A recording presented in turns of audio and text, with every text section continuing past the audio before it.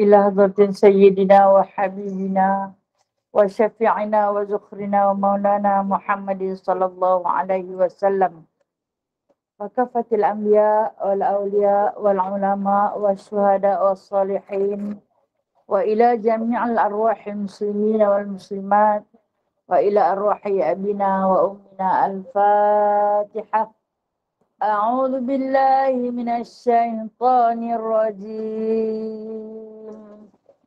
بسم الله الرحمن الرحيم. الحمد لله رب العالمين الرحمن الرحيم مالك يوم الدين إياك نعبد وإياك نستعين اهدنا الصراط المستقيم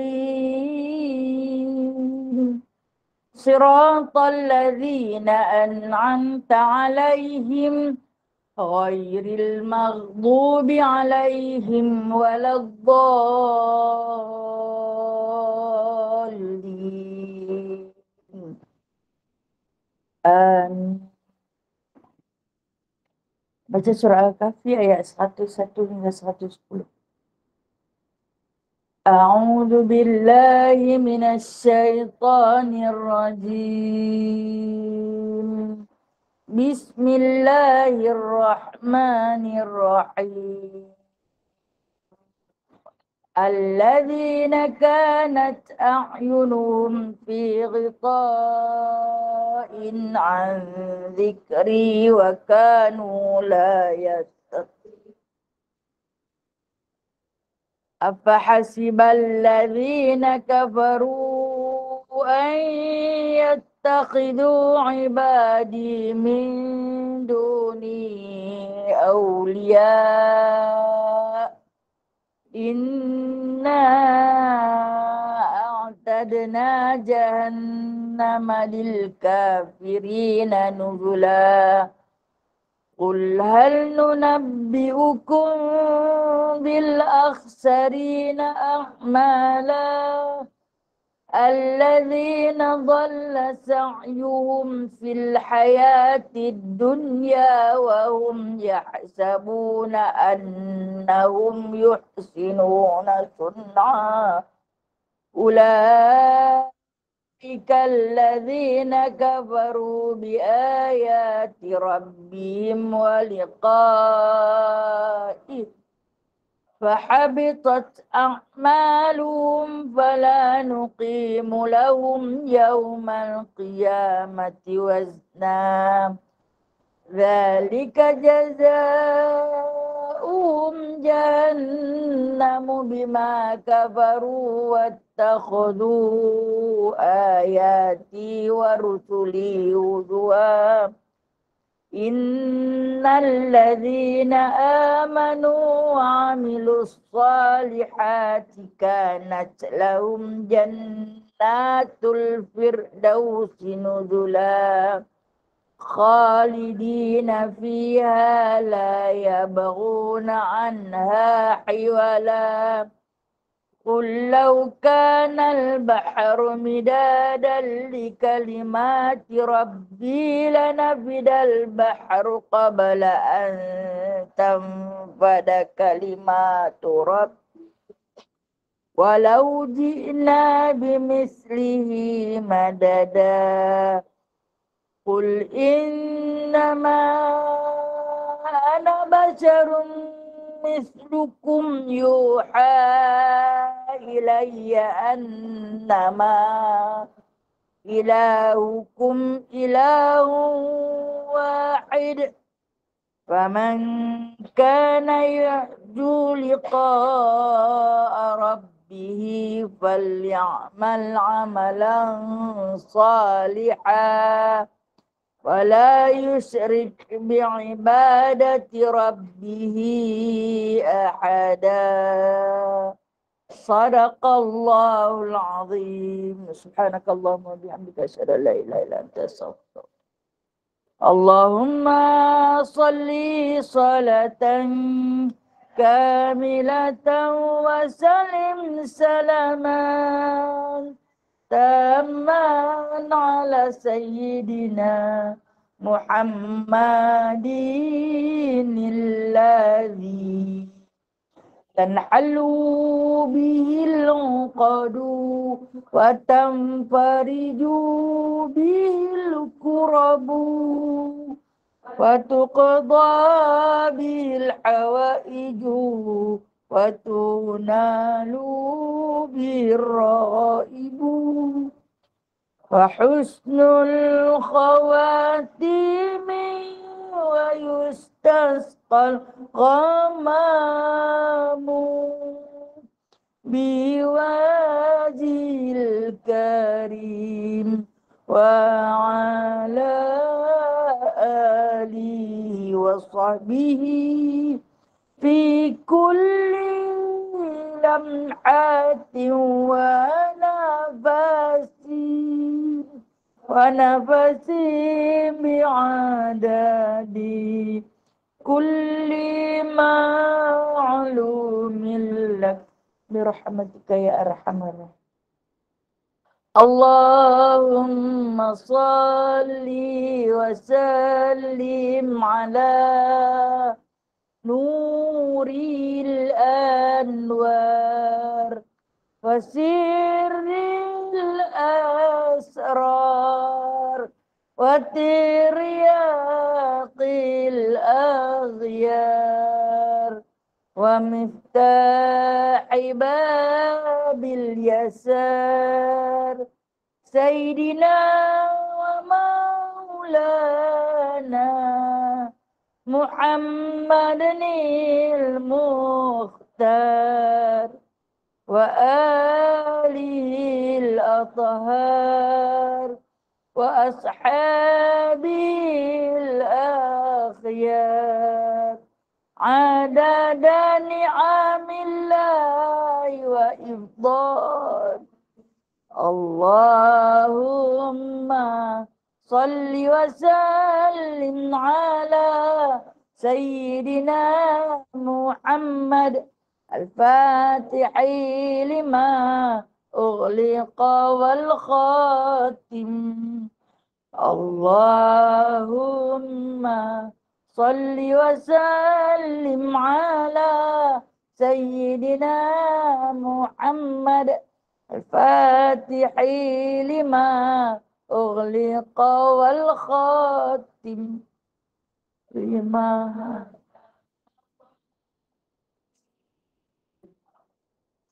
bil haqqi wal hadi lima sabaqa nasiril haqqi bil haqqi wal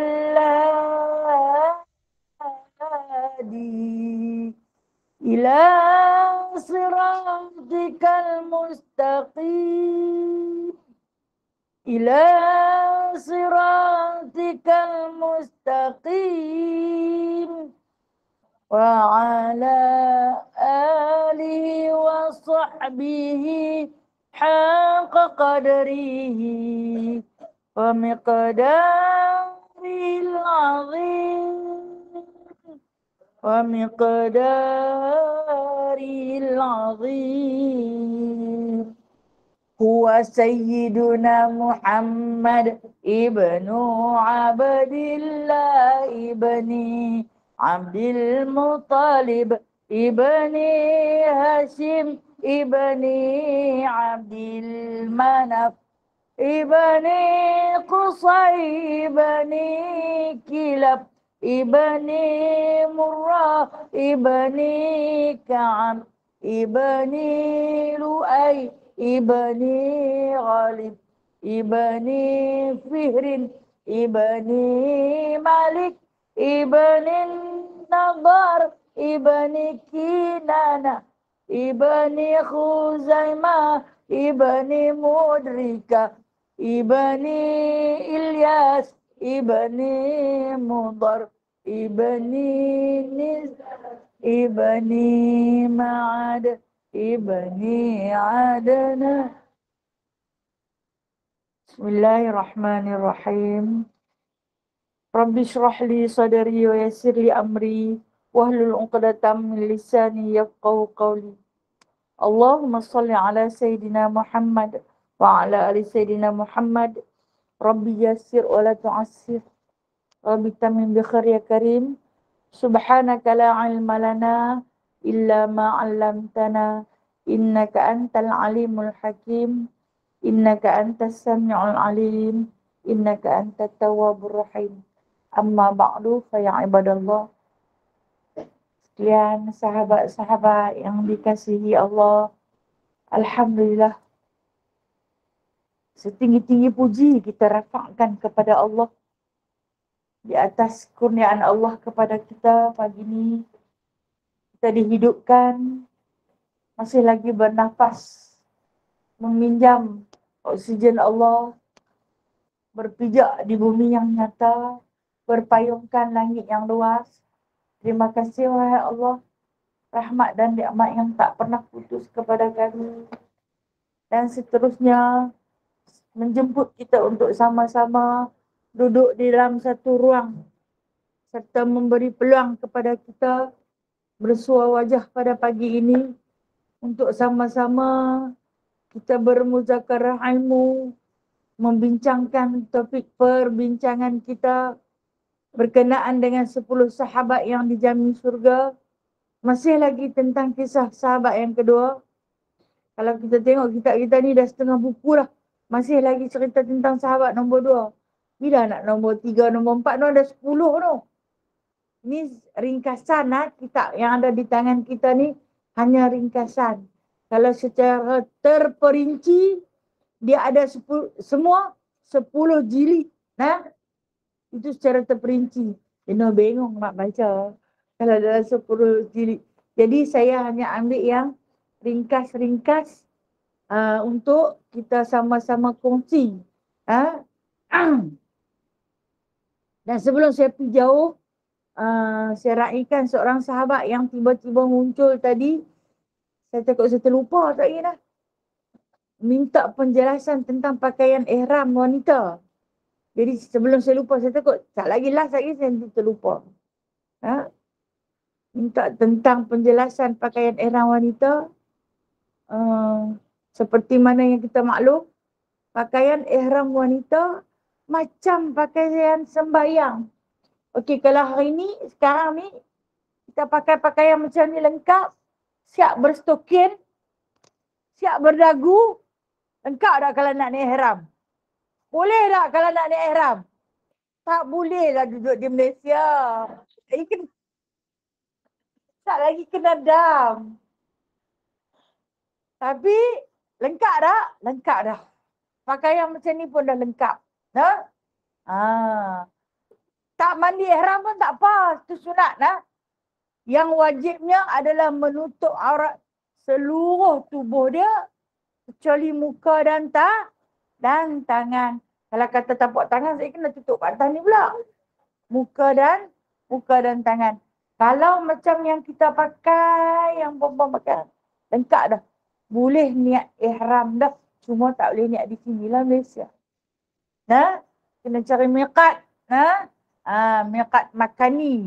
Baru dinamakan ihram. Okey. Itu yang paling mudah untuk kita faham. Baik. Kalau nak cari yang sunat, untuk perempuan dan untuk lelaki, pakailah ihram dalam pakaian yang berwarna putih. Sunat. Sunnah dapat, sunat pun dapat. Sunnah ni ikut Nabi buat, sunat ni Nabi suruh buat. Itu beza sunnah dan sunat. Sunnah ni, Nabi kalau selalu berihram akan memakai pakaian berwarna putih. Sebab kita kembali kepada fikrah kita. Dan kalau kata nak ikut sunat, Nabi suruh sebaik-baik pakaian ialah pakaian berwarna putih. Jadi, itu yang orang pakai putih tu. Kalau nak bubuh hitam pun tak apa. Janji tutup aurat. Seluruh tubuh badan kecuali muka tangan saja. Nah, okey. Kalau musim penyakit, orang pakai mask. Maka kerajaan telah pun mengeluarkan satu perintah wajib pakai. Sebab nak jaga kesihatan daripada tularan wabak, boleh pakai. Tapi kalau sekarang diringankan, nak pakai tak apa, tak mau pakai pun tak apa. Tapi kalau perempuan dalam ihram nak pakai, sedangkan dah diringankan, ikut suka, ikut keselesaan. Kena tak pakai. Bukan kena pakai, kena tak pakai. Kalau pakai, banyak dam. Sebab apa? Sebab dah diberi keringanan. Ikut suka. Nak pakai tak apa, tak mau pakai tak apa. Dia nak pakai juga. Mungkin sebab dia mudah berjangkit. Dia terdedah kepada penyakit. Dia ada penyakit dalaman yang kronik, yang tu lain cerita. Tapi dia nak pakai. Sedangkan bukan lagi menjadi satu kewajipan. Dia kena bayar dah. Itu dia. Okey, satu lagi permintaan tentang perkongsian kembara kepala sin. Sakilah. Sakilah tak boleh awal-awal. Tak lagi dia melalut panjang. Last tak apa. Dia pemeluk, dia boleh bangkit. Tinggal orang. Okey. Kita baca dulu nak. Sambungan muka surat 82, keserasian Umar dengan wahyu. Betul kan? Bismillahirrahmanirrahim. Keserasian Umar dengan wahyu. Umar adalah seorang tokoh yang disanjungi dengan akhlak yang mulia, tegas dalam keputusan. Fikirannya positif sehingga melahirkan pelbagai tindakan positif. Antara sifat yang tidak dapat dipisahkan. Di situ dia tulis OI kan? Betul tak? Tulis P. Tak pergi balik P aja OI sah. Antara sifat yang tidak dapat dipisahkan daripada Umar ialah ilmu. Sejak sebelum memeluk Islam beliau sudah terkenal selaku seorang yang bijak pandai. Bahkan apabila dia memeluk Islam, keilmuannya bertambah sehingga anaknya Ibnu Umar pernah mendengar Nabi Muhammad SAW bersabda, "Baina ana naimun utitu biqadahi labanin fasharibtu hatta inni la arari yakhruju fi aghfari thumma ataitu fadli Umar bin Khattab qalu fama awal tahu ya Rasulullah qala al-ilma." Ketika aku tidur, aku bermimpi diberi segelas susu. Lalu aku meminumnya hingga aku melihat pemandangan yang bagus keluar dari kuku-kuku. Kemudian aku berikan sisanya kepada sahabat muliaku, yakni Umar bin Al-Khattab. Orang-orang bertanya, apa takwilnya wahai Rasulullah? Beliau menjawab ilmu. Okay, baik. Kita tengok keserasian. Keserasian ni maksud dia bertepatan pendapat Umar dengan wahyu Allah. Keserasian tu apa? Bertepatan pendapat Umar Al-Khattab dengan wahyu Allah. Wahyu Allah ni apa? Al-Quran. Sebelum Al-Quran diturunkan, sebelum ayat-ayat tersebut diturunkan, Umar dah bagi pendapat. Rasulullah tak terima lagi. Wahyu. Rasulullah tunggu dulu pendapat Umar. Cari dulu pendapat orang lain. Tiba-tiba turun wahyu. Menegur. Baru Rasulullah guna pendapat Umar. Beberapa kali berlaku peristiwa tersebut sehingga kan Nabi SAW bersabda dengan satu hadis yang diriwayatkan oleh anak Sayyidina Umar, yakni Abdullah bin Umar. Hadis yang kita baca tadi, yang mana Rasulullah pernah bermimpi diberi minum segelas susu. Bila mana Rasulullah minum susu tu keluar daripada celah-celah anak jari Rasulullah. Dan keluar dia tu banyak. Rasulullah bagi kepada Sayyidina Umar untuk minum. Maka sahabat-sahabat bertanya takwil. Takwil mimpi ni maksud dia tafsir mimpi. Rasulullah tu apa maksud? Rasulullah mimpi yang sedemikian. Maka kata Rasulullah, yang keluar daripada celah anak jari aku itu ialah ilmu. Dan ilmu itu aku tumpahkan terus kepada Umar Al-Khattab. Sebab itu Nabi SAW ketika mana mula-mula diperintahkan oleh Allah Subhanahu Wa Taala untuk menyebarkan dakwah. Di antara munajat Nabi kepada Allah Azza wa Jalla, ya Allah, Islamkanlah orang yang bijak pandai, yang gagah perkasa, untuk sama-sama bergandingan dengan aku menegakkan agamamu ini. Yang ni Nabi minta 2 orang yang berpengaruh di dalam kota Mekah ketika itu. Antara 2 Umar yang paling berpengaruh di dalam kota Mekah ketika itu, yang pertama Amr bin Hisham, yang kedua Umar Al-Khattab. Dua-dua Umar. Amr bin Hisham ni Umar bin Hisham, ataupun dipanggil dia sebagai Abu Jahal. Abu Jahal, dan seorang lagi Umar Al-Khattab. Itu yang Rasulullah minta pada Allah, min Umairah ini, di antara 2 Umar. Dan Allah Subhanahu Wa Taala telah pun mendengar dan memakbulkan doa Nabi SAW dengan membuka pintu hati kepada Umar Al-Khattab untuk memeluk agama Islam. Baik. Di dalam satu sejarah baginda SAW, waktu ni Umar tak masuk Islam lagi nak. Umar tak masuk Islam lagi. Rasulullah akan suruh orang Islam yang dalam penindasan. Kalaulah puas sekalian ingat, Umar ni orang ke berapa masuk Islam? Kalau ingat. Tak ingat saya tak marah. 40. Pandai Kak Zu. Orang yang keempat, orang yang ke-40. Lewat tak? Lewat. Nak dibandingkan dengan Abu Bakar As-Siddiq, orang yang pertama, no? Jadi kucar kacir jugalah. Sebab Umar ni dia kerja tangkap orang seksa. Siapa yang masuk Islam. Nak sampai ke nombor 40 tu kan senang. Jadi Rasulullah ni suruh sahabat yang duk kena seksa sangat ni berhijrah. Tempat pertama hijrah orang Islam ke mana? Negeri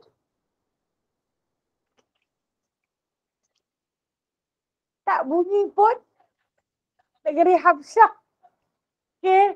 Tempat pertama hijrah. Madinah negeri kedua lah. Tempat kedua. Tempat pertama hijrah adalah ke negeri Habsyah. Dia pun nak pindah pun, dia pun kena sembunyi-sembunyi.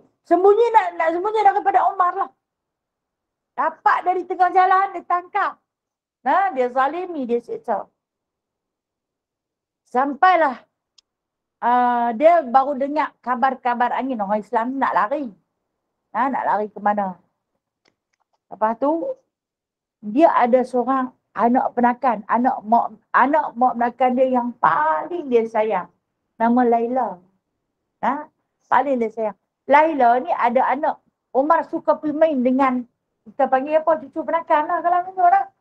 Dia suka pergi main dengan cucu penakan tu. Laila ni dah masuk Islam sembunyi-sembunyi. Dia ni hari tu, dia nak pergi main dengan anak penakan tu. Dia pergi, dia tengok Laila ni sedang berkemas. Anak kakak dia nama Hafnah. Bukan Hasnah, Hafnah. Nama Hafnah bin Al-Khattab. Dia nak pergi, dia tengok Laila ni sedang berkemas. Dia tanya, hamba nak pergi mana? Lebih kurang lagu tu lah bahasanya. Nak ke mana ni? Tahu. Jawab Laila ni tak selindung lah sebab tahu. Pak penakan ni memang sayang dekat dia. Takkan nak buat apa-apa pun kat dia. Kami nak pergi dah, dia kata. Kami ni dah Islam. Kami tak boleh duduk di sini. Dia kata, pakcik ni suka tangkap orang, zalimi. Bahkan sampai kepada tahap bunuh. Dia kata, kami tak boleh duduk di sini. Dia kata dekat Laila ni, takkan aku nak bunuh hang. Aku sayang sangat dekat. Dia merayu pada Laila tu. Sofilah dia kata. Dia nak main dengan siapa. Jadi Laila ni kata, Laila ni tak mau bagi muka dah kat dia. Laila terpaksa tinggalkan bumi Mekah. Sebab nak lari daripada kezaliman. Kan dia kata takkanlah aku nak sakiti hang. Makna dia bagi jaminan lah. Laila boleh terus duduk dengan aman di bumi Mekah. Laila kata Islam ni dia sedaging. Nah, kalau disakiti saudara lain, dia turut sama rasa sakit. Itu Islam. Jadi dia tak boleh biar Pak Menakan dia membuat perang tu. Nah, dia pun secara kasar, dia keluar di depan Pak Menakan, bawa anak-anak yang rampas. Waktu ni, Umar Al-Khattab rasa sedih sangat. Yang dia tercari-cari siapa dia individu nama Muhammad ni. Pengaruh terlampau kuat. Sampai sepatutnya orang takut dekat dia, jadi tak takut. Jadi dia kata, aku nak jumpa juga dengan Muhammad ni. Aku nak cari dan aku nak tanya apa yang dia buat. Dia sembanglah dengan Amr bin Hisham, Abu Jahal. Aku nak pergi jumpa Muhammad lah. Tahu Amr bin Hisham kata apa? Abu Jahal kata apa? Jangan jumpa dia. Dia tu ahli sihir. Kalau hang jumpa dia, hang nanti tak mustahil hang akan ikut dia. Sihir dia kuat. Lagi satu, kata Abu Jahal, dia nanti tengok hang, dia akan jampi satu mentera. Dia penyair yang paling hebat. Bila dia jampi mentera tu, hang dengar, hang akan jatuh ke tangan dia. Ikut dia. Al-Quran lah tu. Yang didakwa oleh puak-puak jahiliah sebagai mentera sihir. Ini jahat mereka no? Lepas tu Umar Al-Khattab kata takkanlah lelaki segagah aku ni, kan dikatakan dia tu punya kuat, no? Punya hebat dia, takkan lelaki segagah aku ni nak cair dengan mentera. Tak lut ni. Kemudian dia cari tang mana boleh jumpa Muhammad ni, duk menyorok. Kan menyorok nak Allah Ta'ala perintah dia. Kalau Allah Ta'ala suruh keluar, dia akan keluar. Dia kata dia mai ke Masjidil Haram, dia pergi. Ada ketika-ketikanya. Bila mana dia cari-cari, dia jumpa dengan sahabat yang paling dekat sekali dengan Rasulullah, Abu Bakar As-Siddiq. Dia kata aku nak jumpa Muhammad. Abu Bakar kata, hang takkan boleh jumpa dia selagi aku ada. Maksud dia, Rasulullah itu didampingi sahabat-sahabat yang menyayangi baginda. Dia kata kalau nak jumpa Muhammad, dia ada dalam masjid. Dia ada di Baitullah. Dia kata aku nak pergi juga. Nah, tahu kata apa Abu Jahal kata? Semoga Allah pelihara hang daripada kena sihir. Dia pun orang munafik, orang jahiliah ni Allah duduk di mulut. Allah duduk di mulut, kalau kita dengar, kata dia tak Islam. Allah tu sentiasa di mulut. Semoga Allah pelihara hang daripada kena sihir. Umar pun masuk. Umar masuk, dia tak bawa pedang. Kata Abu Jahal, hang tak usah kira banyak. Sekali hang jangan dengar dia baca apa pun. Terus potong kepala dia bagi putih. Aku bukan nak pergi bunuh dia, aku nak pergi dengar dia nak kata apa dekat aku. Okay, dia pergi. Dia pergi Rasulullah macam biasa. Dikelilingi sahabat yang mengasihi baginda SAW. Sedang membaca satu surah. Surah Al-Haqqah. Surah Al-Haqqah. Ayat yang sampai pula elak-elak Sayyidina Umar sampai. Rasulullah sampai kepada ayat 40. Okay, puan-puan boleh balik rujuk. Dalam Al-Quran surah Al-Haqqah ayat yang ke-40 hingga ke-42, yang mana di antara firman Allah Subhanahu Wa Taala lebih kurang bermaksud bahawa sesungguhnya Al-Quran itu adalah wahyu dari kami, kata Allah. Maksud dia kami yang hantar, bukan disampaikan. Bukan disampaikan oleh orang sihir. Ianya disampaikan oleh seorang Rasul yang mulia. Bukanlah dibuat oleh manusia, bukan dikarang. Dan dia juga bukannya syair.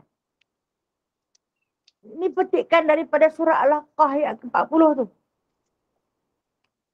Tetapi sikit sangat yang mau beriman.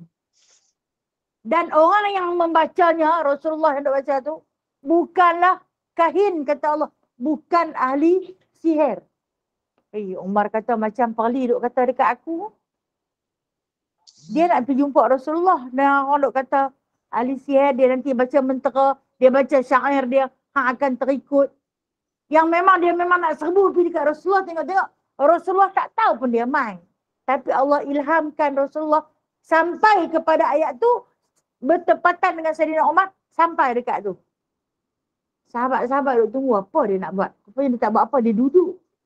Dia duduk. Dia terduduk ketika ni. Tak boleh lah. Dia kata nah, betul betul aku ni kena sihir. Walhal dia faham lah, dia pun harap nah. Dia patah balik mai. Berpeluh-peluh badan dia. Abu Jahal kata kat dia, hang buat apa dah kat dia? Betul kata hang, dia kata. Aku kena sihir. Itulah aku dah kata hang bawa pedang tadi, potong kepala dia. Tak boleh nak dekat tadi, dia kata aku dengar dia baca. Ayat yang ke-40 tu dah. Dia pun baca. Sebenarnya tu bukan kalam sihir, dia kata. Tapi aku lemah. Kalau kita kata lembut lutut lah, no? Terduduk terus dia di situ. Kemudian dia pun patah balik. Dia tak boleh, dia kata. Tu yang Muhammad ni ahli sihir.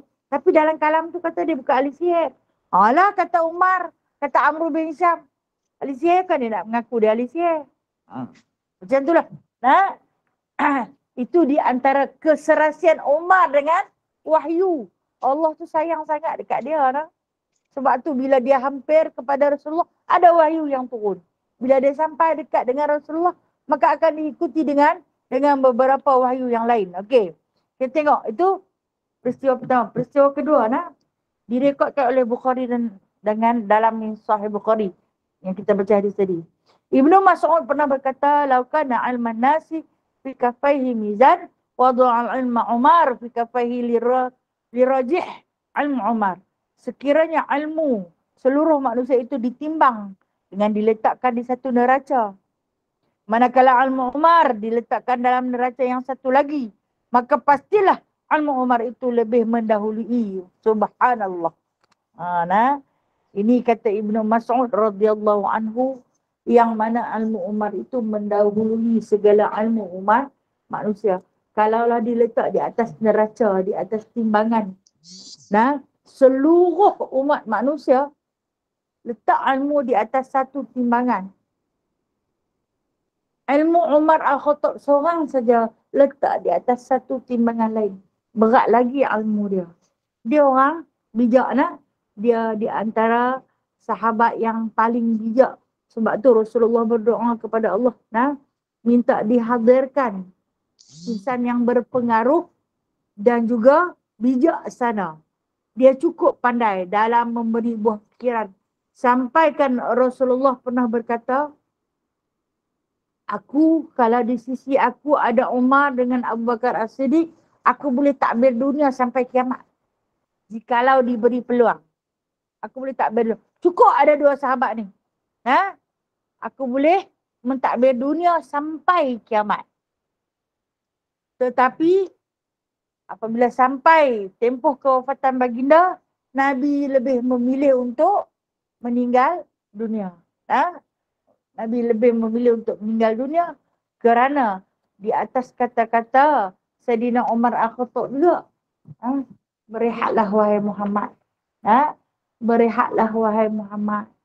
Dia tengok Nabi kerja teruk sangat-sangat dalam memperjuangkan agama Allah Subhanahu wa ta'ala. Al-Imam As-Sayuti rahimahullah menyatakan, apabila para ulama mengumpulkan isu berkaitan kesepakatan ini muafakat Umar dengan Al-Quran, sebahagiannya dapat mengumpulkan sehingga lebih 20 ayat Al-Quran yang muafakat dengan peristiwa Sayyidina Umar. InsyaAllah kita akan cuba baca lagi. Ibnu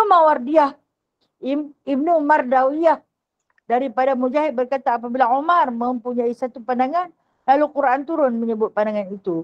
Ibnu Asakir pula menyatakan, di dalam Al-Quran terdapat sebahagiannya merupakan pendapat Umar.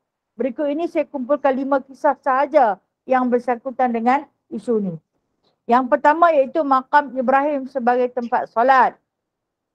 Satu hari Umar berkata, Lattakhadna min maqami Ibrahim musalla. Alangkah baiknya jika kita ambil makam Ibrahim sebagai tempat solat.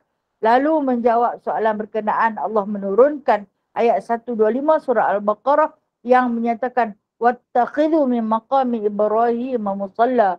Ambillah makam Ibrahim sebagai tempat solat.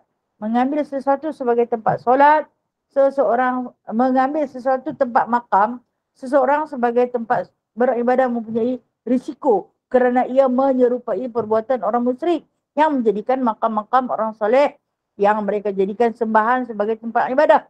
Hanya berbeza bagi umat Islam apabila berlaku isu ini, kita tidak menyembah makam itu, tetapi menyembah makam itu hanyalah tempat untuk beribadah sahaja. Okay, ini dalil. Nah, ini satu dalil ataupun satu bukti yang mana mengatakan apa yang dikatakan oleh Saidina Umar Al-Khattab adalah sebagai satu wahyu yang disokong kuat oleh Allah. Dalam sejarah merakamkan apabila baginda Nabi SAW membersihkan berhala yang berada di sekitar kota Mekah dan yang berada di Baitullah. Rasulullah bersih dah semua.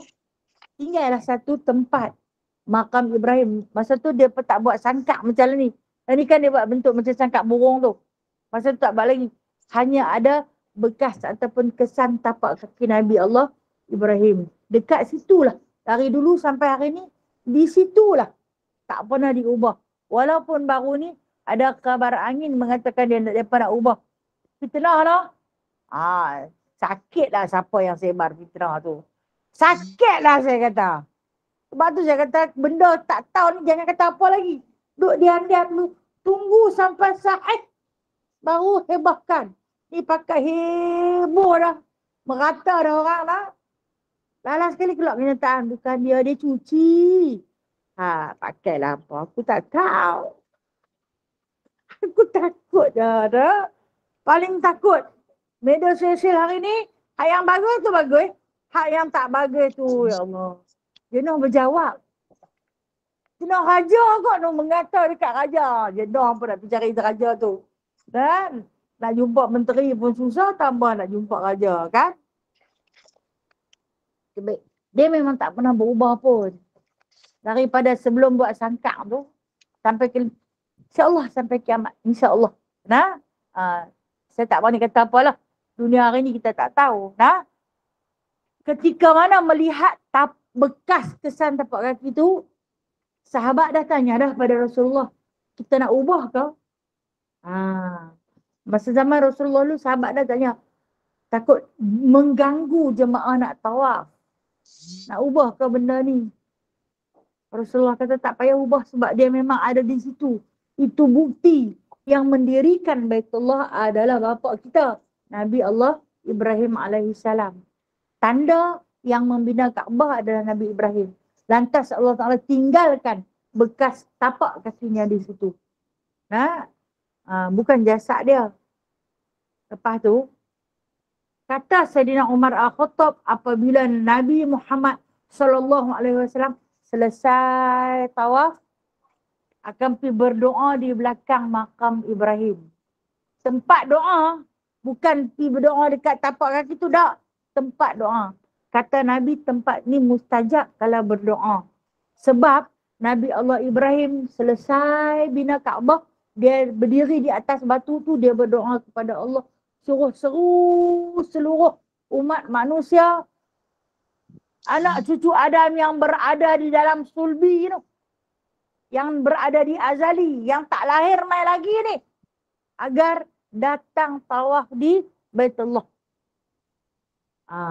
Dia berdiri di atas tu. Batu tu diletakkan di situ. Jadi Nabi Muhammad SAW juga berdoa di situ sebagai mengambil tempat mustajab. Jadi bila Umar ni tengok Nabi duduk di situ berdoa, Saidina Umar kata, apa kata kita jadikan belakang makam Ibrahim ni sebagai tempat solat. Makna dia mustajab doa lah. Kan solat itu satu doa. Rasulullah kata tak boleh. Kalaulah mai umat yang tak faham nanti, mereka nanti kata kita sembah makam. Kita sembah batu yang ada sepasang tapak kaki ni. Nabi kata tak boleh. Orang musyrik tengok kita, Muhammad kata tak sembah berhala tapi pergi sembah batu. Kan batu tapak kaki Nabi Ibrahim. Jadi dia sama lah dengan kita. Rasulullah tak mahu bagi sama dengan orang musyrik. Lepas daripada kata-kata Sayyidina Umar tu kira dia pun beralih belakang, turunlah wahyu waktu tu. Wahyu yang betul-betul macam pendapat Sayyidina Umar, cuma dalam kalamullah yang lebih indah, yakni wattakhidhu min maqami Ibrahim musalla. Jadikanlah makam Ibrahim itu sebagai musalla, tempat solat kamu. Bermakna kalaulah sesiapa yang berkemampuan selepas tawaf Baitullah duduk di belakang makam, bersolatlah siapa yang berkemampuan. Hari ini memang tak berkemampuan. Manusia tawaf terlampau ramai. Jadi kita nak buat macam mana? Cari had belakang makam Ibrahim. Tahu tak? Had belakang makam Ibrahim. Duduk di belakang daripada makam Ibrahim, itulah dikatakan wattakhidhu min maqam Ibrahim musalla. Jadi bermakna kalau kita duduk betul-betul belakang makam Ibrahim, kita mengganggu orang solat, kita nak solat sunat, jadi haram. Maka kita kena duduk belakang, kita agak-agak betul-betul dengan dia, sekalipun bawah, dia jambak tu pun tak apa, jadi belakang daripada makam Ibrahim, maka bersolatlah. Jadi ni di antara peristiwa yang bertepatan dengan pendapat Sayyidina Umar Al-Khattab. Kemudian yang kedua, peristiwa yang kedua. Satu hari Umar pernah berkata kepada Nabi, "Ya Rasulullah, lau amarta nisa'aka an yahtabina, an yahtajibna,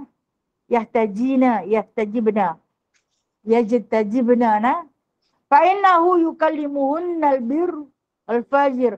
Wahai Rasulullah, alangkah bagus jika engkau menyuruh isteri-isterimu memakai hijab. Pendapatku ini kerana orang yang bercakap dengan isteri-isterimu itu ada yang baik, ada pula yang jahat. Lalu turunlah ayat 59 surah Al-Ahzab. Ya ayuhan nabiyyu qul li azwajika wa banatika wa nisa'il mu'minina yudnina 'alaihinna min jalabibihinna. Wahai Nabi, katakan kepada isteri-isteri kamu, anak-anak perempuan kamu dan isteri-isteri orang-orang mukmin supaya melabuhkan ke atas mereka daripada jilbab-jilbab mereka. Ni ayat hijab baru diturunkan melalui surah Al-Ahzab. Sebelum ni tak ada lagi ayat hijab. Perempuan tak diwajibkan lagi menutup aurat. Berlaku peristiwa ini apabila Sayyidina Umar Al-Khattab terkenal dengan sifat cemburu yang kuat. Dia memang kuat cemburu.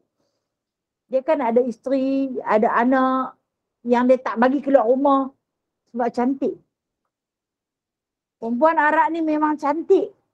Cantik lah. Berbeza dengan kita. Beza sangat-sangat lah. Bukan sikit-sikit punya beza lah. Beza sangat-sangat. Kalau sampai hari ni kalau kita nak pergi tepi depa pun rasa macam tak mampu. Dari segi kulit dia yang halus, putih, mulus. Wajah dia, mata, kening bercelak, hidung terpacak. Mulut merah dia cantik semua. Kita ni duduk tepi dia ni kira macam langit dengan bumi dah. Alhamdulillah. Aku ada juga lubang hidung benda nak nyawa. Alhamdulillah, kita bersyukurlah. Allah Ta'ala bagi jadi kecantikan dia dengan cara macam tu. Kita berpegang pada kalimah Allah. Manusia itu adalah seindah-indah kejadian. Manusia itu seindah-indah kejadian. Jadi Sayyidina Umar ni dia cemburu. Bila dia bagi anak dia yang bernama Hafsah kahwin dengan Rasulullah sallallahu alaihi wasallam. Lagi dia kuat cemburu. Pasal Rasulullah ni tempat rujukan. Bila orang nak jumpa Rasulullah, orang nanti tengok dah rumah isteri mana dia ada. Orang akan pergi. Isteri nanti keluar, dah suami tak ada, nak abang kata tak ada. Dia tak boleh dia macam tu pun dia tak boleh. Jadi dia kata kat Rasulullah, dia kata ya Rasulullah, Rasulullah isteri-isteri pakai tudung, tutup muka. Nah, jangan bagi siapa-siapa tengok. Sebab apa? Lelaki yang main tengok tu bukan bagus semua. Ada yang tak boleh jaga pandangan mata. Mana ada orang yang sembang yang kita tengok ke tanah? Tidak. Kalau kecuali dia betul-betul tawaduk, dia tak pandang muka kita. Dia pandang ke bawah tanah. Nah, Alih semua dia tengok muka hang nah. Apa yang ada segala biji muka hang dia tahu. Kemudian Umar ni dia tak seronok macam tu, dia tak suka. Bila dia tak suka dia kata dekat Rasulullah suruh dia pakai tutup. Suruh pakai jilbab. Nah. Rasulullah tanya, nak tutup macam mana ni? Tutup semua dia kata. Bagi bawah daripada paras dada. Pada bahagian dada itu ada sebahagian daripada keasikan para lelaki yang memandang. Jangan tunjuk dia kata. Nah, jangan tunjuk. Rasulullah ni terdiam kan. Rasulullah dia takkan berkata apa-apa kecuali illa wahyu yuha. Kecuali wahyu yang diwahyukan baru dia cakap. Saat tu turunlah ayat hijab daripada surah Al-Ahzab ni. Allah Ta'ala bukan suruh isteri Nabi saja, tapi Allah Subhanahu Wa Ta'ala suruh sekalian wanita-wanita mukmin. Ingat, hanya wanita mukmin saja yang mau pakai tudung. Kalau dia tak pakai tudung, dia Islam, tapi dia tak mukmin lagi. Sebab tu orang tanya Islam ke dia Islam. Tak pakai tudung pun dia Islam tapi dia belum mukmin. Tapi kalau dia mukmin, apa maksud mukmin? Beriman. Nah, kalau dia beriman, dia akan pakai tudung. Macam mana dia sembahyang tapi dia tak pakai tudung, dia tak betul-betul mukmin lagi. Dia Islam dah. Nah, cuma dia belum lagi menutup aurat. Ketika ni, nah, Sayyidatina Fatimah Az-Zahra tu memang dah ada. Siapa pun tak pernah tengok dia. Ayat hijab tak turun lagi tapi siapa pun tak pernah tengok dia. Terlampau malu gadis ni. Terlampau malu sampai tak pernah keluar daripada rumah.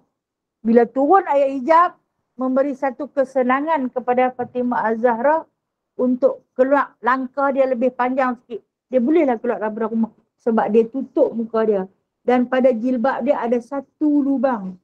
Untuk lubang mata. Dia nak tengok jalan sampai jangan sampai botol orang. Lubang mata dia di jilbab dia tu, lubang mata cuma dia nak tengok jalan saja. Itu ni luas pandangan. Luas pandangan kita. Kena jaga hati banyak-banyak no. Hati tu kena jaga sungguh. Okey, itu tengoklah. Bertepatan itu peristiwa kedua. Baik, kita tengok peristiwa ketiga Kecemburuan isteri Nabi. Para isteri Nabi mempunyai kem masing-masing. Kem ni apa dia? Rumah. Janganlah duduk bayang macam kayak askar tu. Oh kaya Nabi ada kem. Kemah. Tak banyak, tak terang mana pun. Rumah. Antara kem utama ialah Aisyah dan dengan Hafsah. Hafsah ni siapa? Anak Saidina Umar lah. Dan Zainab binti Jahsy. Okey. Ketiga-tiga ini adalah tempat tumpuan. Sebab apa Zainab binti Jahsy ni? Zainab binti Jahsy ni dia pandai masak. Rasulullah bila sampai giliran ke rumah Zainab binti Jahsy, Rasulullah suka sebab ada makan. Makan bagusnya. Menimbulkan rasa cemburu di kalangan isteri-isteri Nabi. Di antaranya Hafsah dan Sayyidatina Aisyah. Okay. Lalu kecemburuan mereka terpancar seperti mana yang dinyatakan dalam hadis berikut. Ini ada hadisnya, hadis sahih.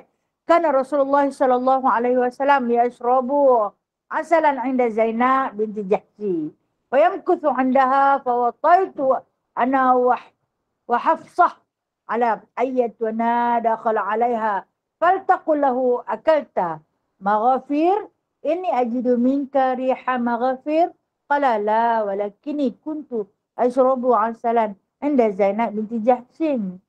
falan a'uda lahu wa qad halaftu la tukhbiri bidzalika ahada. Maksudnya Rasulullah sallallahu alaihi wasallam meminum madu di rumah Zainab binti Jahsy, isteri Nabi sallallahu alaihi wasallam. Dan baginda sallallahu alaihi wasallam bermalam di rumahnya, di rumah Zainab. Lalu aku, yakni Aisyah radhiyallahu anha dan Hafsah radhiyallahu anha berpakat untuk mengatakan sesiapa di antara kita yang bertemu dengan Rasulullah sallallahu alaihi wasallam dahulu perlu berkata kepada baginda sallallahu alaihi wasallam, adakah engkau makan buah maghfir? Sesungguhnya aku mendapati bau maghfir daripada engkau. Maka Rasulullah sallallahu alaihi wasallam bersabda, tidak, aku telah meminum madu di tempat Zainab binti Jahsy, namun aku tidak akan kembali lagi padanya. Aku telah bersumpah dan janganlah engkau menyampaikan hal ini kepada seorang pun. Riwayat Al-Bukhari, kitab tafsir Al-Quran, bab surah Al-Tahrim ayat 1, nombor hadis 4531. Sehingga turunnya ayat 1 hingga 4 surah Al-Tahrim, apabila terjadi hal itu, Umar berkata, asa rabbuhu in talaqah kunna an yubdilahu azwajan khairan min kunna. Sekiranya Tuhannya menghendaki, pasti dia akan menggantikan dengan isteri lain yang lebih baik daripada kamu semua. Akhirnya turunlah ayat 5 surah Tahrim, asa rabbuhu in talaqah kunna an yubdilahu azwajan khairan min kunna. Jika Nabi menceraikan kamu, boleh jadi Tuhan yang akan memberi ganti kepadanya dengan isteri yang lebih baik daripada kamu. Ambil lah. Dia marah dekat anak dia tak marah kat Aisyah nah. Serta hadis ni, ini tentang kecemburuan isteri-isteri Nabi. Kan saya kata tadi, Zainab binti Jahsy ni pandai masak. Bila sampai giliran dia, Rasulullah suka teruja nak pergi. Contoh, saya bagi contoh kata-kata. Hari ni, giliak Kak Nak mah. Apa dia masak tak tahulah. Jadi ada keterujaan dalam, contoh nak, bukan macam tu pun nak. Keterujaan dalam diri Nabi. Jadi timbul rasa cemburu. Dia seronok nak pergi. Dia seronok nak pergi rumah Kak Nak tu. Masak apa gamaknya. Hari itu Rasulullah tak ada apa. Kebetulan tak ada apa. Tapi Zainab ni dia jenis yang menanti suami dengan sesuatu yang menghiburkan. Dia ada menerima hadiah asal musaffa. Madu yang disaring, jernih madu tu. Disimpan madu tu nak bagi Rasulullah minum bersama dengan habatus sauda. Habatus sauda bukan jadi minyak, dapat itu tu biji-biji dia nak. Rasulullah makan madu tu dengan habatus sauda. Lepas tu, malam tu, giliran bermalam rumah Zainab. Lama tunggu. Hafsah dengan Sayyidatina Aisyah ni berbincang macam mana kita nak buat. Esok giliran siapa? Aisyah kata bukan giliran aku. Hafsah kata bukan giliran aku. Kalau macam tu kita kena pergi jumpa dia. Jumpa dengan Rasulullah. Bagi tahu dekat Rasulullah. Apa? Buat mulut Rasulullah berbau. Bau buah maghfir. Tahu buah maghfir ni apa? Okey, adik-beradik buah jerin. Faham kan? Bila saya kata adik-beradik buah jerin, dia menghasilkan satu bau. Bau mulut. Sedangkan Rasulullah tidak pernah makan sesuatu yang menghadirkan bau. Dia daun bawang pun dia tak makan. Kalau kita makan, tambah hak mentah tu. Minta pula hak ubi dia. Tentu yang sedap manis. Nah, Rasulullah dia takkan makan sesuatu yang berbau.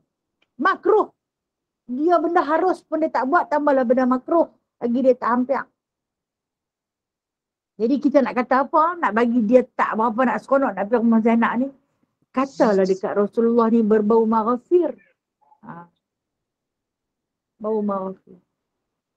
Lepas tu, kebetulan dua-dua ni jumpa dengan Rasulullah pada masa yang sama. Rasulullah keluar daripada rumah Zainab binti Jahsy dalam perjalanan ke masjid. Dekatlah. Terus kata. Kata siapa dulu? Kata Hafsah dulu. Bau buah maghfir dia buat macam tu. Dia macam bau. Rasulullah ni tersentak lah. Tersentak lah. Kan maghfir kah? Dah, Rasulullah kata aku minum madu saja. Kata Aisyah, betul. Kuat ni bau dia. Perempuan ni kalau dia cemburu, dia boleh naik perangai pelik ni lah. Rasulullah kata, kalau betul lah yang berbau itu madu, maka aku takkan pindah rumah Zainab. Nah, dan selagi ada kesan madu ni dekat aku takkan balik dah rumah hampa. Tak mau balik dah. Ambil buat. Rumah dia ikut tu tak balik. Astagfirullahaladzim. Okey. Kemudian Rasulullah pun berpaling dalam hal keadaan wajah baginda muram. Jumpa dengan Umar Al-Khattab. Umar Al-Khattab nampak laju sangat. Nah, laju sangat Rasulullah berjalan ke rumah Maimunah. Pasal apa dia tanya kan, nampak muram sangat, tanyalah pasal apa. Rasulullah tak bercakap. Pasal apa tak mau bercakap dengan dia. Dia kata ada bau maghfir tak dekat dia. Tak bau, wangi kata Umar, wangi sungguh. Kata, ada tak bau, bercakaplah kerana Allah. Tak bau kata Umar, wangi. Rasulullah pun tak lah. Dua-dua beradik tu kata bau maghfir. Umar kata siapa yang kata? Hafsah.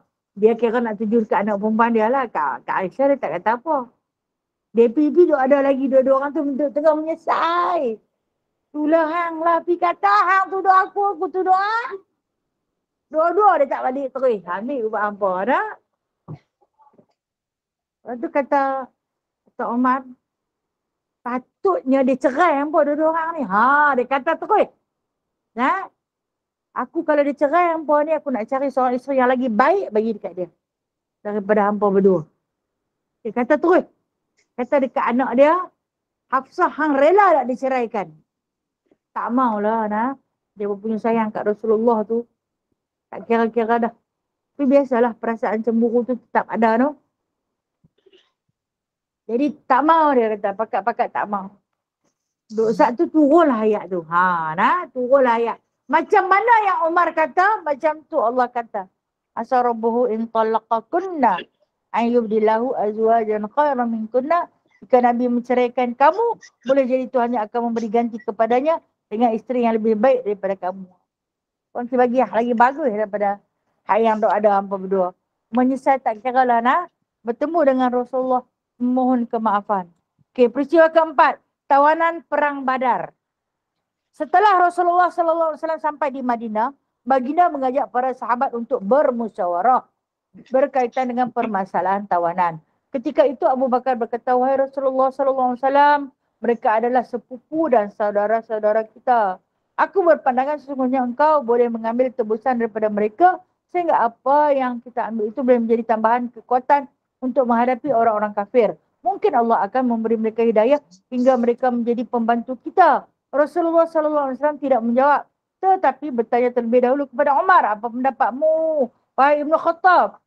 Umar menjawab, demi Allah, aku tidak sependapat dengan Abu Bakar. Aku berpendapat sebaiknya engkau mengizinkan aku untuk memancung si Fulan, salah seorang kerabatnya. Mengizinkan Ali untuk memenggal leher Uqail bin Abu Talib. Serta mengizinkan Hamzah untuk memenggal leher si Fulan yang merupakan saudaranya. Sehingga Allah tahu sesungguhnya di jantung hati kita tidak ada rasa belas kasihan terhadap orang-orang musyrik. Begitu juga terhadap para tentera pemimpin dan panglima mereka. Umar berhujah, ternyata Rasulullah SAW lebih memilih pendapat Abu Bakar dan tidak memilih pendapatku untuk mengambil tebusan daripada mereka. Okey. Ringkas cerita macam ni. Di dalam peperangan Badar, orang-orang musyrikin ditawan seramai 70 orang. Dalam perang Badar ada 70 orang tawanan musyrikin Quraisy. Di antara yang ditawan tu musuh Sayyidina Umar Al-Khattab, musuh Hamzah Asadullah, musuh kepada Ali bin Abi Talib. Adik-beradik dia apa? Sepupu, sepapat. Ada abang, ada adik. Yang dapat. Rasulullah ini lebih memandang kepada kemaslahatan. Dah 70 orang dah kita tawan ni, janganlah dibunuh mereka itu. Kata Saidina Abu Bakar As-Siddiq, orang musyrikin Quraisy ni bijak pandai. Yang mana yang pandai-pandai ni kita suruh jadi cikgu. Ajak menulis dan membaca. Kita bagi peluang kepada mereka untuk bekerja, berkhidmat kepada orang Islam. Jadi hamba abdi. Dan kemudian baru kita suruh dia kerja untuk tebus diri mereka, bayar kepada kita, duit tu kita buat kepada kemaslahatan kegunaan dalam agama Islam. Cantik sebenarnya pendapat Abu Bakar As-Siddiq, cantik kan? Kalau Umar, aku nak potong kepala Abi Putih Bakar. Dia tak banyak cerita. Sebab tu Rasulullah kalau masalah tak boleh selesai, pergi jumpa Umar lah. Umar jumpa dia, bunuh buang senang. Tapi kalau kata Abu Bakar As-Siddiq ni dia lebih bersifat baik. Jangan bunuh lagi. Kita yang mana yang cerdik pandai suruh jadi cikgu. Tak payah bayar upah dia orang tawanan. Yang mana yang tak boleh jadi cikgu tu, kita suruh dia kerja jadi hamba abdi. Hamba tawanan. Kemudian dah dia kerja lama-lama, dia kumpul duit dia boleh tebus diri dia. Bayar tebusan. Jadi ketika ni Rasulullah lebih cenderung kepada pendapat Abu Bakar As-Siddiq. Nak guna pendapat Abu Bakar As-Siddiq. Umar pun tak boleh kata apa. Aku dah kata dah. Hak kau ni bagi kat Ali, hak kau ni bagi dekat Hamzah. Yang tu pun main kat aku. Dia ada dendam lama. Mereka ni tak boleh bagi muka dia kata. Mereka buat dekat kita teruk sangat. Bunuh buang saja. Potong kepala bagi putih, dah sah dah mati. Kalau potong tangan tak mati dah. Potong kepala bagi putih. Jadi Rasulullah mengabaikan pendapat Umar. Pada keesokan harinya Umar menyatakan, aku pergi menemui Nabi dan Abu Bakar pada pagi hari dan ternyata mereka berdua sedang menangis. Maka aku bertanya, wahai Rasulullah SAW, katakanlah kepadaku, apa yang membuatkan dirimu dan sahabat menangis? Jika aku boleh menangis, maka aku akan menangis. Tapi jika tidak boleh, aku akan pura-pura menangis demi merasakan tangisan kamu berdua. Rasulullah SAW jelaskan, Lilladhi urdu alayya fi ashabi min akhdhil fida'i urdu alayya azabuhum anifan adna min hadhihi syajarah. Aku menangis kerana pendapat yang disampaikan oleh sahabatmu kepadaku agar mereka, ini para sahabat, mengambil tebusan ternyata diperlihatkan kepadaku azab kepada mereka yang jaraknya lebih dekat dari pohon ini. Maksudnya adalah pohon yang dekat dengan baginda. Dan Allah Subhanahu Wa Taala pun menurunkan ayat maka dari Nabi an yakuna lahu asra hatta yutqina fil ardi turiduna aradad dunya wallahu yuridul akhirah wallahu azizun hakim. Laula kitabun minallahi sabaqa lamassakum fima akhadtum adzabun azim. Tidak sepatutnya bagi seorang nabi mempunyai tawanan sebelum dia melumpuhkan musuhnya di muka bumi. Kamu menghendaki harta benda dunia, sementara Allah menghendaki pahala akhirat untuk kamu. Dan Allah Maha Perkasa lagi Maha Bijaksana. Kalau saja bukan kerana ketetapan daripada Allah yang telah lalu, nescaya azab yang besar telah menimpa kamu disebabkan oleh apa yang kamu ambil. Surah Al-Anfal ayat 67 dan 68. Ketetapan daripada Allah yang telah lalu adalah firman-Nya, fa imma manna ba'du wa imma fida'an hatta tad'ul harba auzaraha. Selepas itu kamu boleh membebaskan mereka atau menerima tebusan sampai peperangan itu berhenti. Ini di antara wahyu-wahyu yang diturunkan kepada baginda sallallahu alaihi wasallam membenarkan kata-kata Saidina Umar. Kan lepas pendapat Saidina Umar itu ditolak, keesokan paginya dia pergi jumpa Rasulullah dengan Abu Bakar duk menangis. Bila menangis kedua sahabat tu dia tanya, apa menangis pasal apa? Ceritalah dekat aku. Kalau boleh aku menangis sama hampa. Dia tak mau ketinggalan lah. Sahabat ketawa bersama, menangis bersama ni. Dan kalau benda tu tak singgah di hati aku, tak menimbulkan rasa sedih pada aku akan pura-pura menangis juga. Tapi nak menangis sama. Okay, ringkasannya, kata Nabi SAW, aku semalam, aku mimpi. Kata Rasulullah. Mimpi Rasul ni satu mimpi benar. Bukan mimpi mainan tidur. Mimpi tebusan, para tebusan itu disiksa. Dengan azab yang amat pedih. Dan sisaan api tu dekat macam kita duduk kat pokok ni.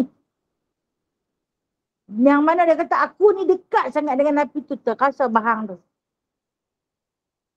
Lepas tu turun main ayat, Allah Ta'ala suruh bunuh buang tawanan-tawanan tu. Tawanan Badar tu tak boleh simpan. Jangan jadikan mereka sebagai guru, jangan jadikan mereka sebagai tebusan, bunuh ke semua. Mereka itu terlalu mungkar. Allah suruh bunuh buang. Dan bila mana turun wahyu ni, Umar mendengar sambil mengucapkan rasa syukur kepada Allah, dia sujud terus sambil menangis. Kalau kita kata apa? Aku dah katakan. Kan? Kata. Itulah aku dah kata dah. Bunuh Umar tak mau. Anak dengar cakap si bakar ni juga. Dia kata tu. Tapi dia ada. Dia sujud pada Allah. Dia tahu Allah Ta'ala sedang memberi perhatian pada setiap kata-kata dia. Sambil dia menangis. Sambil dia menangis. Itulah sebab tu kata Rasulullah, seandainya ada Nabi selepas aku wafat, maka Umarlah orang dia. Umarlah yang layak menjadi. Sebab dia, bila dia bagi pendapat dia tu, memang berbetulan dengan wahyu Allah. Bermakna, dia dengan Allah sependapat. Betul tak? Jadi bukan makna dia ajak Allah dah. Allah bagi ilham dekat dia untuk berkata-kata yang benar. Jadi Allah menguatkan ilham yang telah pun Allah Ta'ala berikan kepada Umar Al-Khattab melalui dalil Al-Quran. Bila turun mai dalil Al-Quran, Rasulullah tak banyak fikir, terus Rasulullah baca. Okey. Saya ambil masa sikit lah, nak ambil sikit, nak bagi perhabis. Yang kelima, cegahan solat bagi jenazah Abdullah bin Ubay bin Salul. Tulisan dia macam hashtag. Tidak? Saya semalam jenuh eja nak bagi ni. Apa dia sambung ke semua? Kalau kita saya saja sambung semua. Cegahan solat jenazah bagi Abdullah bin Ubay bin Salul. Umar bin Al-Khattab berkata, okey, itu hadis dia, tak kala Abdullah bin Ubay bin Salul, tokoh munafik, meninggal dunia, Rasulullah SAW diminta untuk mensolati jenazahnya. Saya sambung terus tak baca matan. Rasulullah telah berdiri untuk melakukan solat. Saya melompat kepadanya, Umar melompat. Muka surat 93. Dan saya katakan, wahai Rasulullah, apakah engkau akan mensolati jenazah Ubay? Padahal dulunya dia telah berkata begini dan begitu. Lalu Rasulullah SAW tersenyum dan berkata, biarkanlah aku. Tak kala aku terus mencegah beliau SAW. Beliau SAW bersabda, sesungguhnya aku diberi pilihan. Maka aku pun memilih. Kalau seandainya aku tahu jika mensolati jenazah Abdullah bin Ubay lebih dari 7 kali, dia akan diampuni, tentu aku akan melakukannya. Lalu Umar melanjutkan ceritanya. Rasulullah SAW pun mensolati jenazah Abdullah bin Ubay setelah usai pergi. Tak lama kemudian turun 2 ayat pada surah At-Taubah. Dan janganlah kamu sekali-kali mensolati jenazah seorang yang mati di antara mereka. Dan janganlah kamu berdiri mendoakan di kuburnya.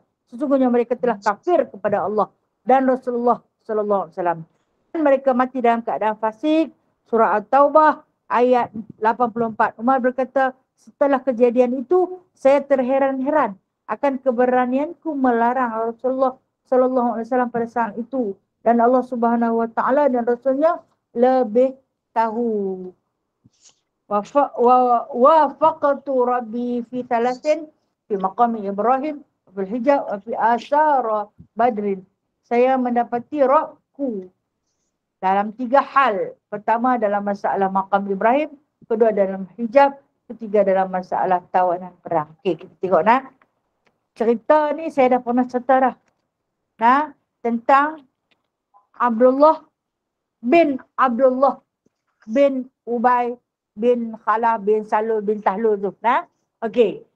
Kan kita tahu Abdullah bin Ubay terkenal sebagai seorang munafik, ketua bagi orang-orang munafik. Ada seorang anak yang soleh yang bersahabat baik dengan Nabi SAW. Matinya Abdullah bin Ubay, jahat macam mana pun seorang anak, dia sayang dekat bapa dia. Dia terus pergi jumpa Rasulullah. Rasulullah ketika itu sedang duduk dengan para sahabat. Dia kata, ya Rasulullah, bapa aku telah meninggal dunia. Di antara kalam pertama yang baginda sebut, Inna lillahi wa inna ilaihi raji'un. Dan dia tahu bapa dia ni yang paling berdosa, maka dia minta kepada Rasulullah rida kain sebal yang ada di atas tubuh Rasulullah untuk dibalut kepada jenazah bapa dia. Dia nak kafan bapa dia dengan rida Rasulullah. Rasulullah ni bangkit berdiri, ambil kain tu terus nak bagi. Waktu ni Umar dah tahan. Tak bagi. Nah, lepas tu Rasulullah ni mungkin antara tu dia kata aku diberi pilihan. Pandang dekat anak, kesian dekat anak tu. Kan?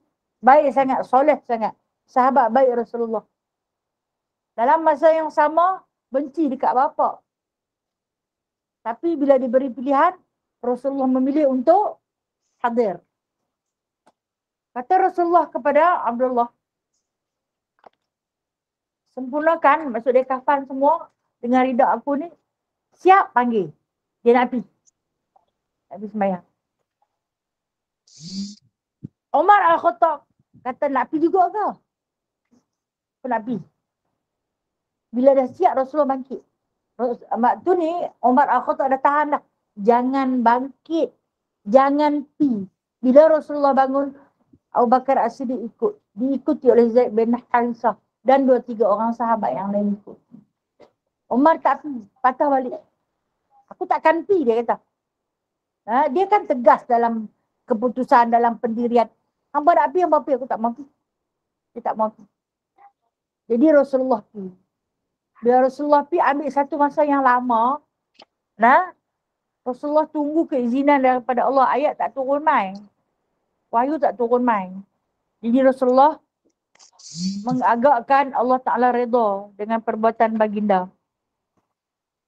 Dia pun solat. Lepas habis solat, dia tunggu lagi di atas kubur untuk berdoa. Ataupun mungkin datangnya wahyu. Umar, dia nak pergi masjid, dia tengok Rasulullah masih ada di situ. Tak bergerak daripada jenazah. Pada sangkaan Umar, Rasulullah sedang berdoa. Rasulullah sedang berdoa. Sebenarnya Rasulullah tunggu wahyu. Umar pergi, Umar tanya, kamu sedang berdoa ke untuk dia? Rasulullah kata, aku sedang menunggu. Seandainya Allah perintahkan kepada aku, solat 70 kali, solat jenazah 70 kali, akan diampunkan dosa Abdullah bin Ubay ni, aku nak buat. Makna Rasulullah ni pemaaf. Orang buat kat dia macam-macam, orang kata dekat dia macam-macam.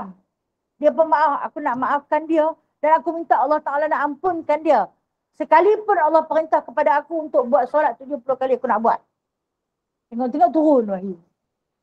Allah Ta'ala melarang daripada mensolati jenazah orang-orang munafik musyrikin seperti itu. Tak boleh rupanya perbuatan tu. Jadi ketika ni Rasulullah memandang kepada wajah Umar. Kalau kita boleh kata hang pergi mengadu ke Allah ke? Kan? Allah bisik dekat hang ke? Tak juga. Itu yang kita ilham. Allah Ta'ala hadirkan melalui Sayyidina Umar Al-Khattab. Sayyidina Umar Al-Khattab memberi pendapat. Dan pendapat baginda memang muafakat dengan ayat Al-Quran. Dan ketika ini Rasulullah SAW memegang tangan Sayyidina Umar, berkata kepada Sayyidina Umar, kalau hang kenal orang munafik, bagitahulah kepada sahabat-sahabat lain. Sebab aku nak tinggal dah dunia ni. Bagitahu kepada sahabat-sahabat lain, orang ni munafik jangan pergi sembahyang. Orang ni munafik jangan pergi sembahyang. Jadi itulah ketepatan yang mana Rasulullah kata kepada sahabat lain, kalau hampa nak tahu orang tu munafik ke tidak, tanya Umar. Umar dia tak khabar nama. Dia cuma tak pergi je. Dia tak, aku tak pergi. Pasal apa tak pergi? Saja tak mau pergi. Dia takkan kata dia tu munafik tak. Cuma dia tengok kalau dia tak pergi, bermakna jenazah tu munafik. Dia lain pun tak pergi. Kalau orang lain nak pergi, biar orang lain pergi.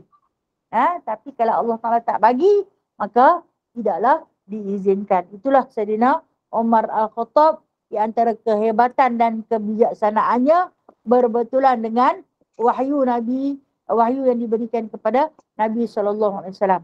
InsyaAllah ada rezeki kita sambung wafatnya Saidina Umar Al-Khattab. Kita tengok berapa lama dia memerintah, cara macam mana dia wafat, hal keadaan dia sebagaimana. Dia di antara sahabat yang mati syahid. Mati syahid. Mati dibunuh. InsyaAllah mungkin bahaya.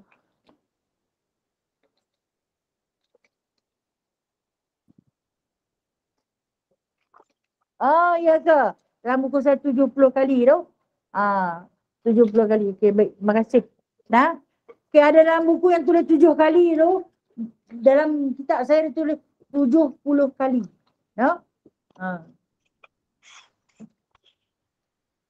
Okey, baik. Tentang sedikit perkongsian. Ni ada sahabat-sahabat minta perkongsian. Kembara kami ke bumi Palestin. Saya ingat saya kongsi banyak. Tidak? Saya kongsi banyak. Boleh kata setiap tempat yang sampai, saya akan kongsi satu persatu. Cuma, saya nak bagi tahu kepada sahabat-sahabat ukhuwah yang berkemampuan. Nabi dah sebut. Hampa bersusah payahlah ketiga masjid aku ni. Hak lain hampa tak pergi pun tak apa. Tapi bersusah payahlah. Bila Nabi sebut bersusah payah tu, memang kena susah payah. Kena susah payah. Pertama, rakyat B40 macam kita ni hak susah payah dia, duit. Cik tak? Duit. Dengar belanja mahalnya. Kan? Okey. Allah bagi. Tanya sahabat-sahabat yang pergi balik main apa-apa ke dana. Kan tak ada nasi nak makan tak? Allah bagi. Selesai. Dalam proses nak pergi tu pun susah. 2 hari lagi nak masuk, baru keluar visa. Visa masuk negara Israel. 2 hari lagi nak pergi, baru keluar visa. Kemudian dalam tempoh tu, kami tak dibenarkan untuk like ataupun share mana-mana cerita tentang Palestin. Kalau ada, visa takkan dikeluarkan. Kami memang tak dibenarkan. Tengok ada tapi tak wani nak buat apa. Jadi penakut, pengecut. Alah ni, select balik dah. Okey. Dan kemudian bila masuk, tak boleh masuk. Dan terus masuk ke negara. Dia pun panggil negara Israel. Kita yang panggil Palestin. Jadi nak masuk tu lama, subhanallah. Saya pesan dekat jemaah aku. Manapun dalam satu kumpulan dia akan tahan seorang. Tapi kami punya kena tahan 2 orang. Lama kena tahan. Bukan sat. 4-5 jam jugalah. Dia kan nak kata apa pun dia letak lah tepi tu. Duduklah. Jadi kita kalau tak sabar, kalau kita tak betul-betul sabar, kita nanti kita apa? Lama sangat. Nyahang-hang sangkut. Jadi kita ni jadi sebagai seorang pengecut. Memang kami akui, kami penakut lah. Takut. Tengok selapang pun takut. Baru tengok. Kan, kita orang Malaysia penakut lah. Duk tunggu tambah duk dalam aircon. Yang boleh kriah abad lapar. Dia kata tu. Tu dia orang kata, kerkah bila apa yang ada tu. Tunggu kawan-kawan tak main lagi. Ditahan. Dia sebenarnya dia tak bagi kita masuk. Dia tahu kalau yang masuk tu orang Islam, maka yang akan mengimarahkan Al-Aqsa adalah orang Islam. Dia nak bagi, jangan ada siapa yang sujud dalam Al-Aqsa. Itulah cita-cita mereka. Tapi Allah Ta'ala dia hantar juga. Dia hantar walaupun dalam kumpulan kecil. Kumpulan kami tak ramai 32. Hari kami nak balik tu kami jumpa satu kumpulan baru sampai 19 orang. Tu wakil Malaysia tak ramai lah. Tak ramai, sikit sangat-sangat. Dalam musafir tu, Masya Allah, diberi peluang menziarahi makam para Nabi besarnya. Luahnya tanah Palestin. Di bumi yang penuh barakah itu adanya jasad para Nabi dan makam ataupun tempat tinggal. Tempat mereka pernah singgah, pernah duduk. Para Nabi dan juga Rasul. Di antara tempat yang paling teruja apabila kami diberi peluang untuk menziarahi makam Sayyidina Ja'far bin Abdul Muttalib. Siapa dia Sayyidina Ja'far bin Abdul Muttalib? Ja'far At-Tayyar. Sepupu Nabi SAW yang mana kita selalu baca dia. di dalam peperangan Mu'tah yang dipotong kedua tangan dia kerana memegang panji-panji Islam. Saya tak pernah sampai seumur hidup. Nah, baru sampai. Kami sampai waktu maghrib. Dekat-dekat nak maghrib. Selepas perjalanan jauh, jauh sungguh. Tengah-tengah padang pasir tu, tengok-tengok ada satu perkampungan. Nah, jumpalah satu masjid. Masuk kelang kabut tengah-tengah kan lena lama tabah. Nah, tengah sampai masjid, subhanallah. Tengok masjid tu tak berbumbung di tengah dia. Macam Masjidil Haram kan tak ada bumbung kat tengah tu. Baru tu cari-cari makam siapa. Dia tulis ke dah kat luar tu nah. Makam Sayyidina Ja'far, subhanallah. Dalam hati ni, dudak baru baca nama. Ayak mata ni merambu-rambu dah keluar. Rupa-rupanya nak jumpa dengan kekasih Rasulullah sallallahu alaihi wasallam dan kekasih Allah yang selalu saya ceritakan. Saya terinspirasi dengan cerita dia. Pertama, dia berpuasa. Nah. Kedua, dia putih tangan kiri kanan. Ketiga, dia ada 30 atau mungkin 300 tikaman di belakang dia. Dengan tikaman tombak. Waktu dia nak mati tu. Kan bila diberi minum, dia tak meminum, dia kata dia berpuasa. Waktu walhal orang nak mati ni dahaga 7 lautan diminum tak akan menghilangkan dahaga. Tapi nak bagi dia minum. Dia tak boleh minum sebab dia dia sedang berpuasa. Rasulullah yang berada di Madinah boleh sebut satu-satu telah gugur Abdullah bin Rawahah. Panji-panji itu disambut oleh Ja'far. Satu tangan Ja'far, tangan kanan dipotong. Tinggal dekat sini. Sambut dengan tangan kiri dipotong. Tinggal lengan saja. Dia kapit dengan lengan dia yang kedua-dua dipotong. Dia dihujani dengan tombak yang begitu banyak. Rasa lagi kalang-kalang tu. Dan waktu dia nak syahid tu, sahabat bawa mai ayak nak bagi dia minum. Dia tolak minuman tu dengan sebab dia sedang berpuasa. Rasulullah berhenti menangis lalu menyambung cerita. Aku lihat roh dia terbang mendapat sayap warna hijau. Itu disebut toyar. Terbang ke syurga. Berbuka puasa di sana. Subhanallah. Kalau baca kalam tu pun kita jadi seram. Apatah dapat masuk ke perkarangan makam dia. Subhanallah. Allahu Akbar. Tuhan saja yang tahu betapa nikmat merasai menjadi penghuni di dalam makam yang punya wangi. Kita yang masuk ni rasa kerdilnya, ya Allah, malu nak menghadap. Baru menghadap dengan kasih Nabi SAW. Ahlul Bait lah, dia keturunan Nabi. Apatah lagi kalau kata nak menghadap dengan mereka di akhirat nanti. Dan ditanyakan, adakah dia akan bangkit dalam keadaan tangan terpotong? Ya, dia akan bangkit di masa nanti. Hal keadaan tangan yang terpotong kedua-duanya tetapi digantikan dengan sayap yang cantik. Masya Allah. Allahu Akbar, Allahu Akbar. Dia di antara sahabat yang akan membawa kandil bekas minuman. Bekas minuman di padang mahsyar nanti.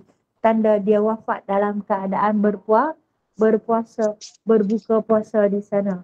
Siapa yang dapat minum ayak daripada tangan dia, Masya Allah, Allahu Akbar. InsyaAllah itu di antara, saya boleh kongsi di antara kenangan yang paling indah. Antaranya adalah dapat menziarahi makam beliau. Itu. Dan satu lagi, makam terakhir, hari terakhir yang kami ziarahi. Kalau nak share ni 2 hari tak cukup nak. Makam terakhir iaitu Sayyidina, siapa dia? Paling dermawan. Sebut sat nama, ambil tak dengar suara pun. Abdul Rahman bin Auf. Abdul Rahman bin Auf, seorang sahabat yang paling kaya. Nah, saya hantar setiap gambar. Nah, di situ bukan ada doriq dia, tak ada jasad dia. Tempat singgah dia. Di atas bukit, di belakang bukit tu adalah satu kem pelarian Syria. Pelarian Syria yang mula-mula sekali dibina. Okay.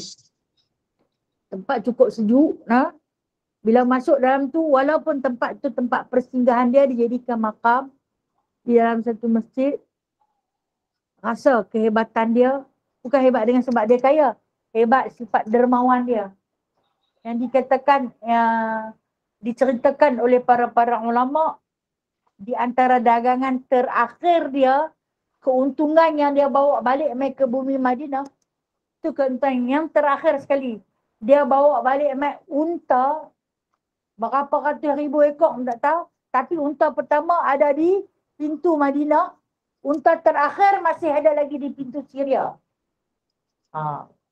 Banyak tak banyak. Itu dagangan terakhir Sayyidina Abdul Rahman bin Auf. Sebab tu dia bagi perhabis dalam perjuangan agama Allah, dalam perjuangan Islam. Kalau kata dia ada, harta dia sampai kiamat makan tak habis. Kaya tak? Allahu Akbar. Hebat tu. Kehebatan yang Allah Ta'ala bagi dengan sifat pemurah dia. Selebih daripada tu, insyaAllah, kalau ada peluang, pergilah. Saya kata tak kira pergi dengan siapa pun. Nah, hadirlah. Nah, hadirlah menjadi tetamu di sana. Walaupun susah sikit. Memang saya tahu ada sahabat-sahabat yang kata, takutnya nak pergi. Ni anak-anak pakai kata, mak nak pergi ke tu? Saya kena tembak. Takkanlah orang nak tembak kita tak tentu hala. Nah, awak nak pergi ni tengah bergolak. Memang dia dengar saja angin kita nak pergi tu, dandan mereka nak berperang. Nah, insya-Allah aman. Nah, kita tak kacau mereka. Jangan tengok pun muka mereka, tak tengok. Sampai satu subuh tu saya berjalan pergi, muncul senapang tu kena bahu saya. Ayah agak-agak melawak kasar kot. Kakak ni lah.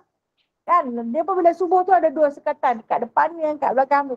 Muncul senapang dia tu kena. Kena pun buat tak tahu je lah. Nah? Allah saja yang maha mengetahui. Sedikit bukan. Saya nak seru. Siapa yang berkemampuan, hadirlah. Nah? Kalau kata tak larat berjalan, ada bagi. Lah ni ada kereta. Memanglah dia tak ambil depan tu biasa. Lah ni ada kemudahan. Ada kemudahan. Banyak kemudahan. Bila tengok nak ziarah para nabi dah, insya-Allah Ta'ala sedikit perkongsian. Wallahu a'lam, yang baik itu datangnya daripada Allah, yang lemah dan kurang adalah daripada diri saya sendiri. Okey, saya nak bagi tahu. Bulan 11 bukan bulan 12. Bulan 11 ada satu trip lagi ke Palestin. Saya baru dapat info kemarin. Bulan 12 ni tak boleh. Bulan 11. Siapa-siapa yang rasa teringin nak pergi. Sebab apa? Tambang tak pergi sampai 12,000 lagi. Masih lagi 10. Nah, masih lagi 10. Kalau bulan 12 tu dia kata naik sampai 12,000. Dia kesian dia kata. Nah, jadi bila info dia bagi kemarin dia kata masih lagi 10,000. Jadi tapi bulan 11. Kot lah siapa yang datang ni nak pergi. Nah, insya-Allah Ta'ala. Yang baik itu datangnya daripada Allah, yang lemah dan kurang daripada diri saya sendiri. Wallahu a'lam. A'udzubillahi minasyaitonirrajim. Bismillahirrahmanirrahim. Alhamdulillahirabbil alamin hamdan katsira, hamdan yuafi ni'amahu wa yukafi'u mazidah.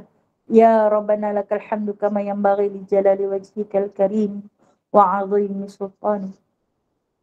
Allahumma tahhir qulubana minan nifaq wa a'malana minar riya wa alsinatana minal kadhib wa a'yunana minal khiyanah. Allahumma rabbana la tu'akhidna in nasina aw akhtana. Rabbana wa la tahmil alaina isran kama hamaltahu 'ala alladhina min qablina. Rabbana wa la tuhammilna ma la taqata lana bih wa'fu 'anna waghfir lana warhamna anta maulana fansurna 'ala alqaumil kafirin.